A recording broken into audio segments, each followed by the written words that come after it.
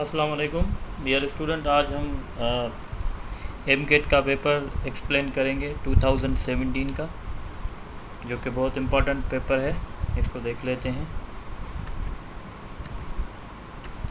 तो question number 1 है, a fix mass of an ideal gas absorbs 1000 joule of heat and expands under a constant pressure of 20 kilopascal from a volume of 25 into 10 raised power minus 3 cubic meter to the volume of 50 into 10 raised power minus 3 cubic meter. What is the change in internal energy of gas? जैसे कि ये लिखा हुआ है कि ये question chapter number 11 से है। अब हम इसकी डेटा देख लेते हैं। तो यहाँ पे जो हमने हीट एब्जॉर्ब करवाई है वो 1000 जूल है और प्रेशर 20 किलो पास्कल है। अगर हम यहाँ से किलो को रिमूव करेंगे तो किलो की जगह 10 रेज़ पावर 3 आएगा। चेंज इन वॉल्यूम, जैसे कि final volume 50 into 10 rays power minus 3 है, इनिशियल वॉल्यूम 25 था। तो इस तरीके से चेंज इन वॉल्यूम आ गया 25 इंटू 10 रेज़ पावर 3। और हमें कैलकुलेट करना है चेंज इन इंटरनल एनर्जी। जैसे हम जानते हैं फर्स्ट लॉ ऑफ थर्मोडाइनामिक्स का फार्मूला है delta Q is equal to delta U plus delta W. तो डेल्टा क्यू की जगह पे हम 1000 रखेंगे। अच्छा, डेल्टा डब्ल्यू को हम ऐसे भी लिख सकते हैं P delta we, work done in thermodynamics. Delta U हमें फाइंड करना है, प्रेशर की जगह 2 इंटू 10 रेज़ पावर 3 और चेंज इन वॉल्यूम की जगह 25 इंटू 10 रेज़ पावर माइनस 3। तो पावर माइनस 3 और पावर प्लस 3 आपस में कैंसिल हो जाएंगे। 20 को जब हम 25 से मल्टीप्लाई करेंगे तो 500 हो जाएगा। ये 500 जब वहाँ जाएगा तो 500 होगा। तो चेंज इन इंटरनल एनर्जी होगी 500, यानी इंक्रीज़ हो रही है। इसको मैं हाईलाइट कर देता हूँ।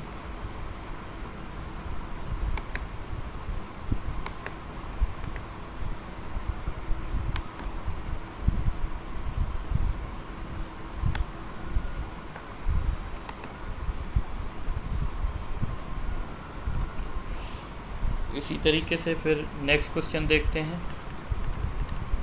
इन an experiment an object was placed on the principal axis of a convex lens 25 centimeter away from lens.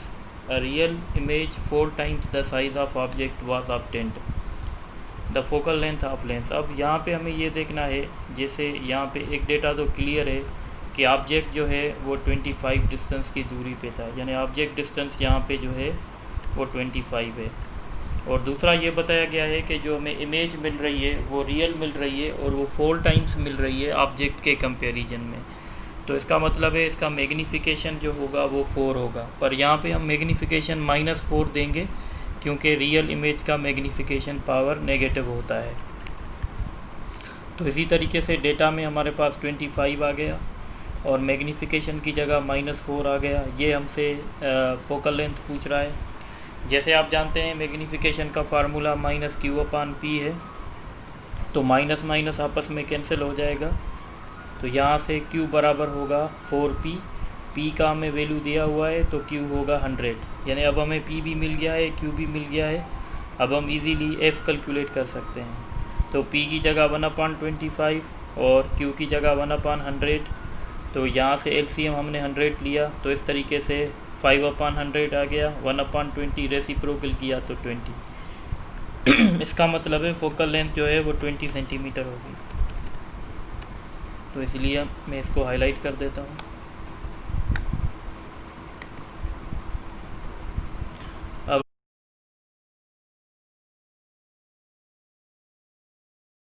अब हम डिस्कस करेंगे क्वेश्चन नंबर 3। इसमें लिखा हुआ है an object with constant mass rest on horizontal surface whose coefficient of friction is 0.2 if a horizontal force F is applied to the object, what will be effect on the object? अब यहाँ पे हमें ये देखना है कि भाई अगर हमारा अप्लाइड फोर्स जो होगा, अगर वो फोर्स ऑफ फ्रिक्शन से कम होगा तो हमारा ऑब्जेक्ट मूव नहीं कर सकता। अगर हमारा फोर्स अप्लाइड फोर्स से ज़्यादा हो, फोर्स ऑफ फ्रिक्शन से ज़्यादा होगा तो फिर हमारा ऑब्जेक्ट एक्सेलरेट होगा। पर अगर हमारा फोर्स जो है फोर्स ऑफ फ्रिक्शन के बराबर है तो फिर हम कहेंगे हमारा ऑब्जेक्ट जो है वो कांस्टेंट स्पीड से मूव करेगा। तो ये 3 पॉसिबिलिटीज़ हो सकती हैं, जैसे इसमें लिखा हुआ है इट में moves with a constant speed in direction of force one it has been set in motion. बिल्कुल सही है। यानी अगर शुरुआत में हमें थोड़ा सा फोर्स ज़्यादा लगाना पड़ेगा, फिर उसके बाद हमारा फोर्स थोड़ा कम होगा, इसका मतलब है ये हो सकता है कि ऑब्जेक्ट कांस्टेंट स्पीड के साथ मूव करे जब एक बार वो मोशन में आ चुका है। इट में रिमेन्स एट रेस्ट, वो रेस्ट में भी रह सकता है अगर हमारा अप्लाइड फोर्स ऑफ फ्रिक्शन से कम होगा। इट में एक्सेलरेट, ये एक्सेलरेट भी हो सकता है अगर हमारा अप्लाइड फोर्स ऑफ फ्रिक्शन से ज़्यादा होगा। इट में move with the constant speed in opposite direction of force, तो ये नहीं हो सकता। तो ये 3 चॉइसेस हो सकती हैं जैसे मैंने आपको एक्सप्लेन करके बताई हैं। इसको मैं हाईलाइट कर देता हूँ। इसकी चॉइस ए होगी। उसके बाद क्वेश्चन नंबर 4 जो कि बहुत सिंपल है।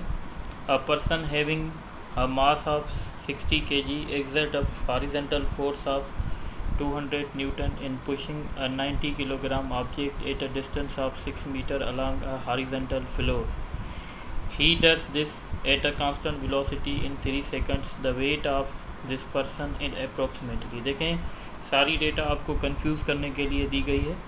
वेट निकालने का फार्मूला होता है मास मल्टीप्लाइड बाय जी, और हमें वेट किसका निकालना है, पर्सन का, और पर्सन का मास कितना है 60। तो वेट निकालने का फार्मूला है W = mg। मास हमें 60 दिया गया है, जी का वैल्यू 10 है तो 600 होगा।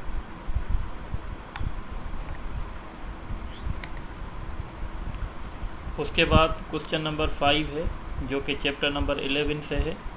If 500 cubic centimeter of gas having a pressure of 760 millimeters of mercury is compressed into the volume of 300 cubic centimeter, the temperature remains constant, the pressure of gas will be dash in millimeters of mercury। तो जैसे temperature constant है तो हम boys law apply करेंगे। शुरुआत का volume 500 cubic centimetre है और शुरुआत का प्रेशर जो है 760 है और फाइनल वॉल्यूम 300 है। फाइनल प्रेशर हमें फाइंड करना है। बॉयस लॉ का mathematical form P1 V1 = V2 P2। यहाँ से हमें P2 कैलकुलेट करना है तो V2 वहाँ जाके डिवाइड करेगा। इसी तरीके से हमने वैल्यूज़ रखे तो हमारा रिज़ल्ट आ रहा था 1266.66। तो हम अप्रोक्सीमेट जाएंगे तो इसका अप्रोक्सीमेट ऑप्शन होगा 1270। इसको भी मैं हाईलाइट कर देता हूँ। इसी तरीके से क्वेश्चन नंबर 6 है जो कि चैप्टर नंबर 8 से लिया गया है। 2 spring fix at one end are stretch by 5 and 10 centimetre respectively when masses 0.5 and 1 kg are suspended at their lower ends, then displaced slightly from their mean position and released, they will oscillate with the period in ratio। देखें सबसे पहले तो हमें extension से ये पता चल रहा है कि इन दोनों का स्प्रिंग कांस्टेंट जो है वो सेम है। कैसे देखें, अगर हम 0.5 kg का मास रख रहे हैं तो एक्सटेंशन 5 सेंटीमीटर आ रहा है। अगर हम मास को डबल कर रहे हैं तो एक्सटेंशन डबल हो रहा है। तो इससे साफ जाहिर है कि दोनों का स्प्रिंग कांस्टेंट सेम है। जब दोनों का स्प्रिंग कांस्टेंट सेम होगा तो हमें पता है टाइम पीरियड जो है वो directly proportional to square root of mass करता है। तो इसलिए हमने लिखा है T1/T2 = रेडिकल m1/m2। तो एक मास 0.5 है, दूसरा मास 1 है। यहाँ से डेसिमल कैंसिल करेंगे 0 आएगा। इसको सॉल्व करेंगे 1/2 आएगा। तो 1 का रेडिकल 1, 2 का रेडिकल नहीं निकलेगा तो रेडिकल 2। तो इसका रेशो होगा 1:2। ये होगा इसका। इसी तरीके से अब हम आगे चलेंगे। क्वेश्चन नंबर 7 जो कि चैप्टर नंबर 14 से लिया गया है। A unit dash of induction is said to be exist at a point where the force per unit charge experienced by positive test charge moving with the velocity 1 meter per second in direction perpendicular to field is 1 Newton। तो ये आपको पता है chapter number 14 में हम unit magnetic field पढ़ते हैं और यूनिट मैग्नेटिक फील्ड का दूसरा नाम आपको पता है फ्लक्स डेंसिटी भी है, या इसको हम मैग्नेटिक फील्ड ऑफ इंडक्शन भी कह सकते हैं। तो इसका सही चॉइस जो होगा वो होगा मैग्नेटिक फील्ड। तो इसका ऑप्शन जो है वो बी होगा। इसी के साथ क्वेश्चन नंबर 8 है, a dash is positively charge particle with similar to the alpha rays, its mass is 1/4। तो याद रखिएगा अल्फ़ा जो पार्टिकल है उसका मास 4 AMU होता है, और इस चार्ज पार्टिकल का मास जो है वो 1/4 है, and charge is 1/2 of the alpha rays. तो अगर हम प्रोटॉन की बात करें तो प्रोटॉन का जो मास होता है वो 1/4 ऑफ अल्फ़ा रेज होता है, और प्रोटॉन की जो चार्ज होती है वो half of the alpha rays होती है, क्योंकि अल्फ़ा पे डबल पॉजिटिव चार्ज होती है। तो इसका सही ऑप्शन जो होगा प्रोटॉन। इसी तरीके से question number 9, dash is defined as the sensation that produce in the air of the listener and it is clearly related to the frequency of sound. तो इसको हम क्या कहते हैं, इसको हम पिच कहते हैं, क्योंकि पिच जो है सेंसेशन पे डिपेंड करती है और वो साउंड की फ्रीक्वेंसी पे डिपेंड करती है। Frequency and dash both are measured in hertz. तो आपको पता है फ्रीक्वेंसी और पिच दोनों को हर्ट्स में मेजर किया जाता है। तो यहाँ पे भी पिच आएगा, यहाँ पे भी पिच आएगा। दस greater the frequency greater will be the pitch. तो इसका ऑप्शन अगर हम देखें तो इसका ऑप्शन होगा, पहले में पिच आएगा, दूसरे में भी पिच आएगा, तीसरे में भी पिच आएगा। तो इस तरीके से ये जो है सारा इसमें पिच आ सकता है। तो इसका सही चॉइस जो होगा बी होगा।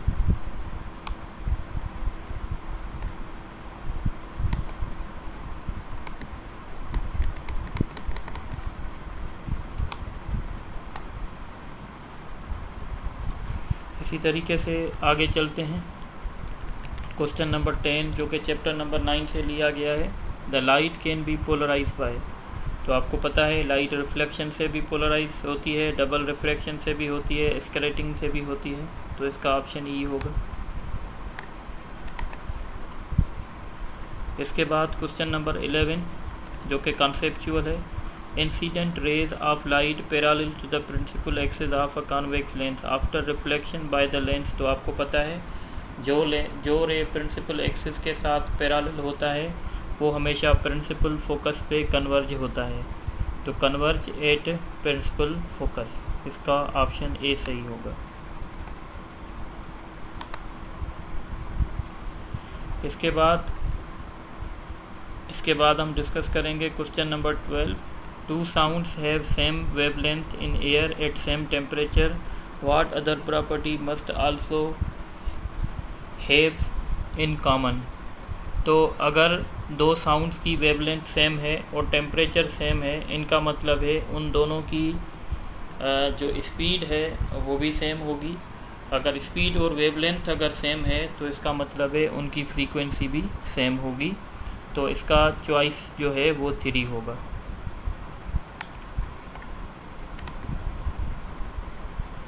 इसी तरीके से question number 13, which unit express work done per unit charge. तो work done per unit charge को हम क्या कहते हैं, इलेक्ट्रिक पोटेंशियल, और उसका यूनिट जो होता है वो वोल्ट होता है। इसको भी मैं हाईलाइट कर देता हूँ।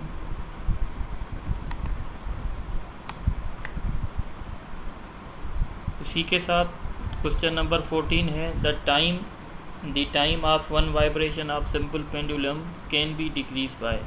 तो आपको पता है टाइम पीरियड का जो फार्मूला होता है वो T=2π√L/G होता है। तो इसका मतलब है टाइम पीरियड लेंथ से डिपेंड करता है और जी पे डिपेंड करता है। तो अगर आप डिक्रीज़ करना चाहते हैं तो टाइम पीरियड जो होता है वो directly proportional to square root of length होता है। तो अगर आप टाइम पीरियड को डिक्रीज़ करना चाहते हैं तो आप लेंथ को डिक्रीज़ कर दें। तो इसका ऑप्शन बी होगा।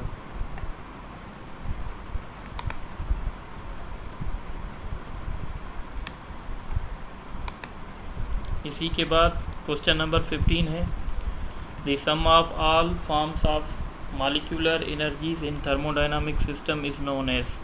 तो आपको पता है हम इसको इंटरनल एनर्जी कहते हैं, यानी पोटेंशियल एनर्जी, काइनेटिक एनर्जी, सारी बातें इसमें आ जाती हैं। तो ये इंटरनल एनर्जी की डेफिनेशन है।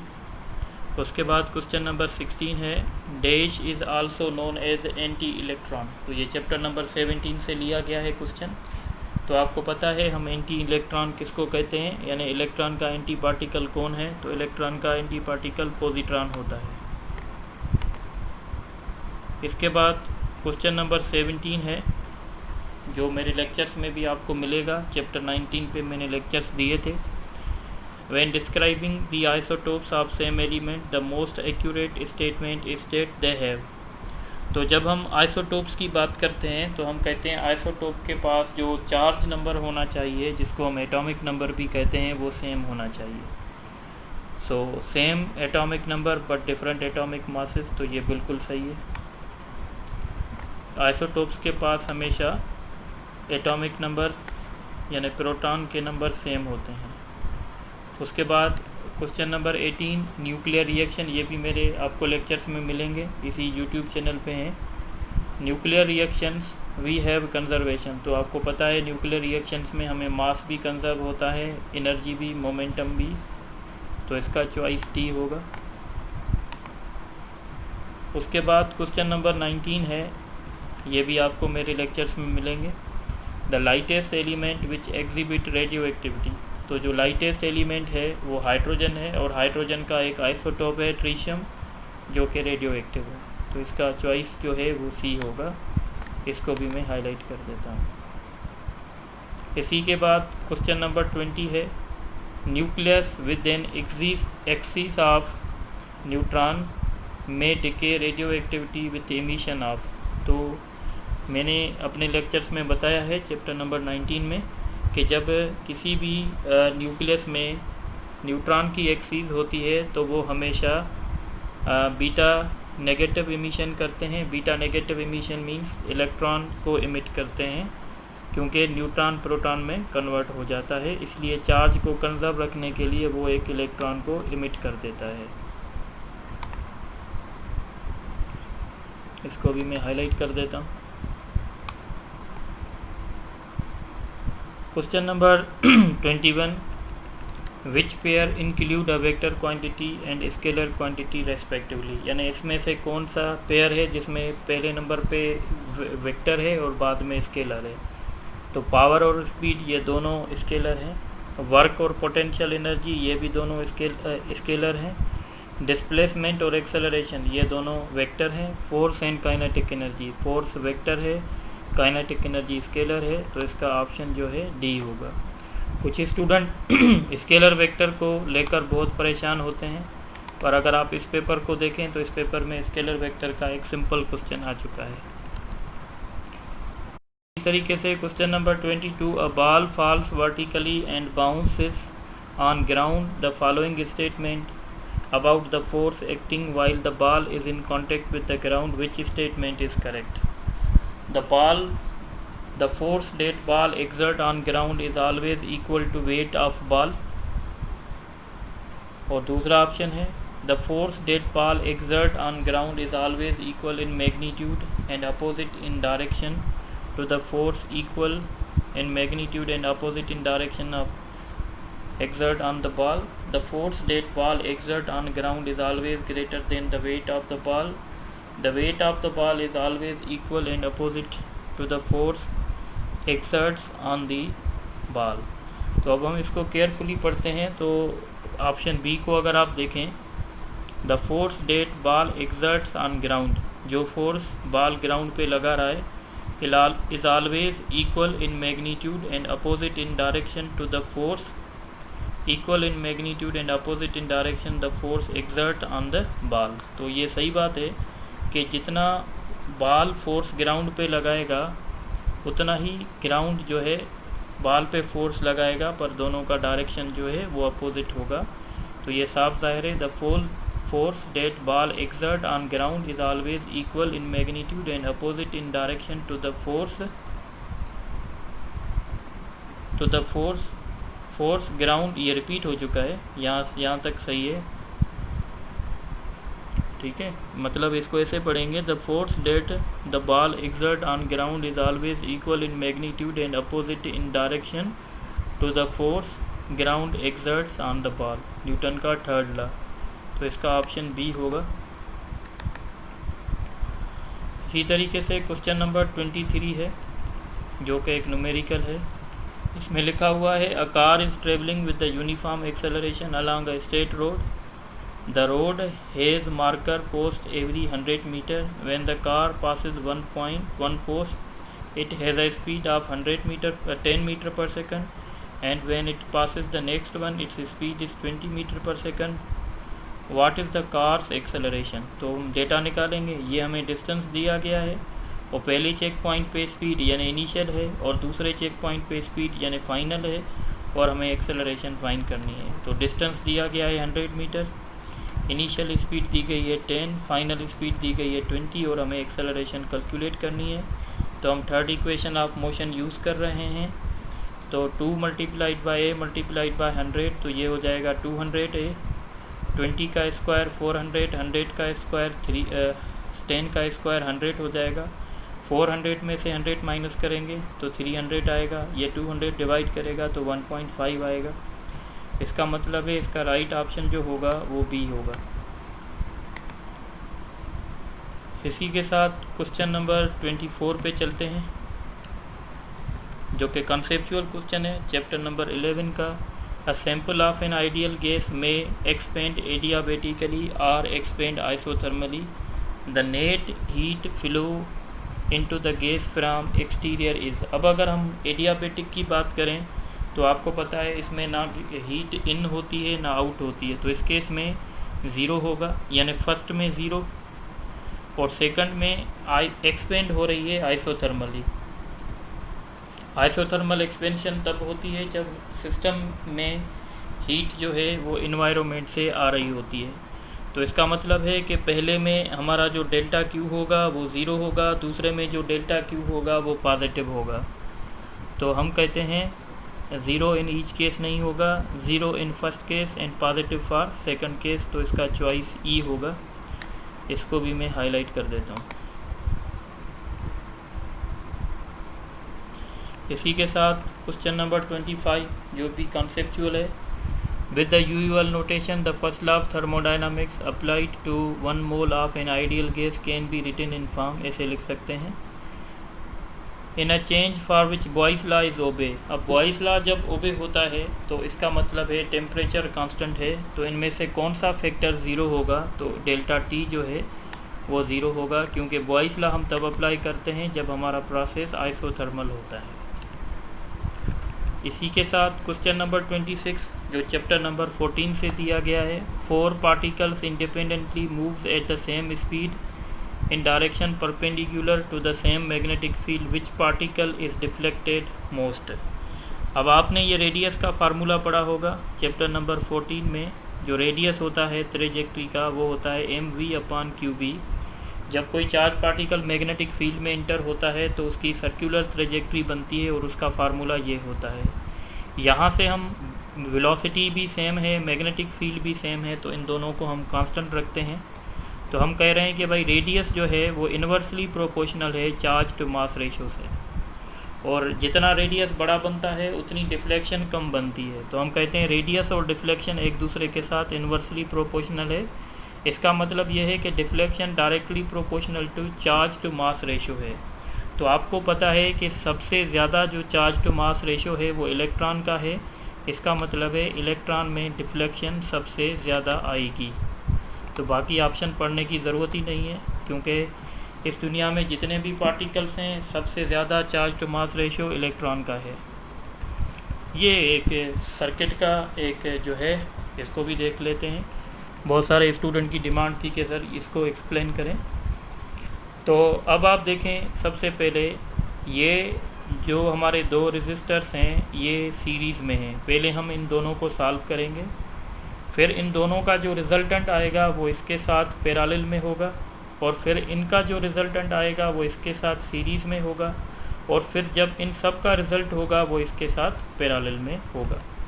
तो हम इसको 1 बाय 1 सॉल्व कर रहे हैं। मैंने अपने तरीके से बनाया है। ये 2 रेजिस्टर सीरीज़ में हैं, तो इनका इक्विवेलेंट मैं समझ लेता हूँ R डैश है। तो सीरीज़ में इक्विवेलेंट रेजिस्टेंस कैसे मिलता है?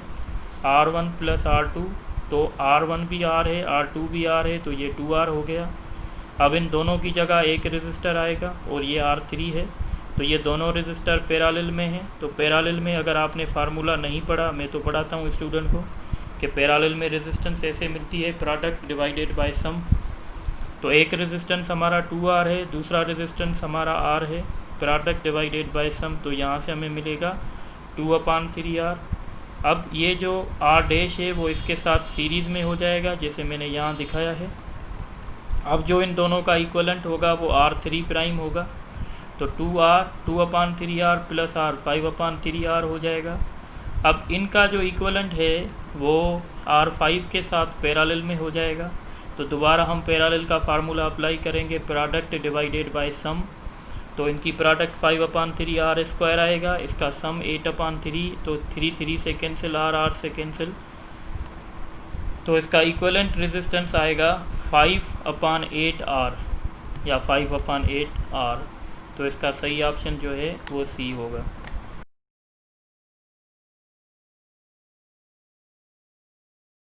अच्छा, अब हम देखेंगे क्वेश्चन नंबर 28 को। तो क्वेश्चन नंबर 28 कंसेप्चुअल है। इसमें बता रहा है a row of 25 decorate lights connected in series is connected to main transformer. When supply is switched on the light do not work. The owner uses a voltmeter to test the circuit. When the voltmeter is connected across the third bulb in the row, the reading of 0 is obtained. Which of the following cannot be only fault in the circuit? यानी 25 decorates lights थी, उनको series में connect किया गया है और उनको transformer के साथ सप्लाई दी गई है। जब हमने मेन सप्लाई ऑन किया तो हमने देखा कोई भी लाइट नहीं जल रही थी, और फिर ऑनर ने क्या किया है कि वोल्टमीटर लेके आया और वो थर्ड बल्ब पे लगाया और उसने देखा कि उसको 0 रीडिंग मिली। अब आप बताएं कौन सा फॉल्ट सिर्फ नहीं हो सकता। तो अब देखें, उसूल ये है कि जो बल्ब हमारा ब्रोक हो जाएगा, जिस बल्ब की फिलामेंट टूट जाएगी, वहाँ पे हमें फुल वोल्टेज मिलेगा। और अगर हमें किसी बल्ब के अक्रॉस वोल्टेज नहीं मिल रहा, फुल वोल्टेज नहीं मिल रहा, तो इसका मतलब हम ये 100% नहीं कह सकते कि उसका फिलामेंट जो है वो टूटा हुआ है। अब जैसे देखें, यहाँ थर्ड बल्ब पे हमने लगाया है तो वोल्टेज 0 है, तो हम ये नहीं कह सकते श्योरिटी के साथ कि इसका फिलामेंट टूटा है या नहीं टूटा है। पर अगर यहाँ पे हमें वोल्टमीटर वोल्टेज बताता तो फिर हम ये कह सकते थे कि सिर्फ़ और सिर्फ इस थर्ड बल्ब का फिलामेंट जो है वो टूटा हुआ है। तो अब हम देखेंगे कौन से ऑप्शन सही हैं। The filament of one of other bulbs has broken, ये सही है, बिल्कुल किसी भी बल्ब की फिलामेंट टूट सकती है। The filament of third bulb has broken, यानी सिर्फ थर्ड बल्ब की फिलामेंट टूटी है, तो हम ये नहीं कह सकते। ये इसलिए नहीं कह सकते क्योंकि थर्ड बल्ब में वोल्टेज हमें 0 मिली है, तो हम ये सिर्फ नहीं कह सकते कि भाई और कोई भी फॉल्ट नहीं है, सिर्फ ये फॉल्ट है कि थर्ड बल्ब की फिलामेंट टूटी है, तो ये हम बिल्कुल भी नहीं कह सकते। तो हमें ये ही बताना था कि which of the following can not be only fault, तो सिर्फ ये फॉल्ट नहीं हो सकता कि भाई थर्ड बल्ब की फिलामेंट जो है वो टूटी है। तो हमारा ऑप्शन बी सही है, पर हम नीचे भी डिस्कस कर लेते हैं। The fuse in the main transformer has blown, ऐसा भी हो सकता है ट्रांसफार्मर का फ्यूज़ जो है वो जल जाए, या there is a break in the wire from the supply of transformer, ऐसे भी हो सकता है कि ट्रांसफार्मर की जो सप्लाई की वायर है वो टूटी हुई है। तो इनमें से सिर्फ एक ही फॉल्ट नहीं हो सकता, सिर्फ एक, और वो ये है कि थर्ड बल्ब की फिलामेंट टूटी हुई है। तो बहरहाल इसका जो राइट ऑप्शन होगा वो बी होगा। अगर ये समझ में ना आए तो कमेंट बॉक्स में पूछ सकते हैं। क्वेश्चन नंबर 29 जो अगेन कॉन्सेप्चुअल है। A fixed mass of case is thermally insulated container is compressed. After compression temperature of case rises. अच्छा, सबसे पहले देखें, ये थर्मली इंसुलेटेड है, इसका मतलब है जो प्रोसेस होने वाला है वो आइसोथर्मल है, वो एडियाबेटिक है, क्योंकि एडियाबेटिक प्रोसेस करने के लिए हमें इंसुलेटर चाहिए। अब गैस को क्या किया गया है, कंप्रेस किया गया है। एडियाबेटिक प्रोसेस में आपको पता है कि जब हम एडियाबेटिक प्रोसेस करते हैं तो उसमें डेल्टा Q 0 होता है, और जब हम एडियाबेटिक कंप्रेशन करते हैं तो उसमें डेल्टा U पॉजिटिव होता है, डेल्टा W नेगेटिव होता है। कंप्रेशन में डेल्टा U पॉजिटिव इसलिए होता है क्योंकि टेम्परेचर इंक्रीज़ हो जाता है, और डेल्टा डब्ल्यू इसलिए नेगेटिव होता है क्योंकि हम सिस्टम पे वर्क कर रहे होते हैं, यानी work done on the system होता है। तो इसका सही जो चॉइस होगा वो टेम्परेचर में राइज सही है। Since doing work on the gas increase the kinetic energy of molecules, तो ये बिल्कुल सही है। हमने वर्क किया है सिस्टम पे, और सिस्टम पे वर्क करने से जो एवरेज काइनेटिक एनर्जी है मॉलिक्यूल्स की वो बढ़ गई है, तो इसका ऑप्शन डी होगा। इसी तरीके से इसका लास्ट क्वेश्चन जो अगेन कॉन्सेप्चुअल है, क्वेश्चन नंबर 30 है कि charge +2 microcoulomb and -2 microcoulomb are situated at point P and Q respectively as shown below. X is the midway between P and Q. Which of the following correctly describe electric field and electric potential at point X? अब ये जो point X है ये mid point है। अब याद रखिएगा जब इस तरह के न्यूमेरिकल्स आएंगे तो अगर हम यहाँ पे और यहाँ पे अपोजिट चार्जेस रखेंगे तो कभी भी यहाँ पे इलेक्ट्रिक फील्ड ज़ीरो नहीं होगी, बल्कि इलेक्ट्रिक फील्ड मैक्सिमम होगी। और अगर इलेक्ट्रिक पोटेंशियल की बात करेंगे तो इलेक्ट्रिक पोटेंशियल यहाँ पे ज़ीरो होगी, क्योंकि पॉजिटिव चार्ज का पोटेंशियल पॉजिटिव होता है, नेगेटिव चार्ज का पोटेंशियल नेगेटिव होता है। बहरहाल जैसे आप इस डायग्राम में देखें, इलेक्ट्रिक फील्ड हमेशा पॉजिटिव चार्ज से आउटवर्ड होती है, नेगेटिव से इनवर्ड होती है। तो इन दोनों इलेक्ट्रिक फील्ड का डायरेक्शन सेम है, तो हम इन दोनों को ऐड करेंगे और इसका डायरेक्शन जो होगा अगर हम X से देखेंगे तो Q के तरफ जाएगा। तो इलेक्ट्रिक फील्ड का डायरेक्शन Q के तरफ जाएगा। इलेक्ट्रिक पोटेंशियल ज़ीरो होगी, क्योंकि जितना पोटेंशियल इसकी वजह से बनेगा उतना पोटेंशियल इसकी वजह से यहाँ बनेगा।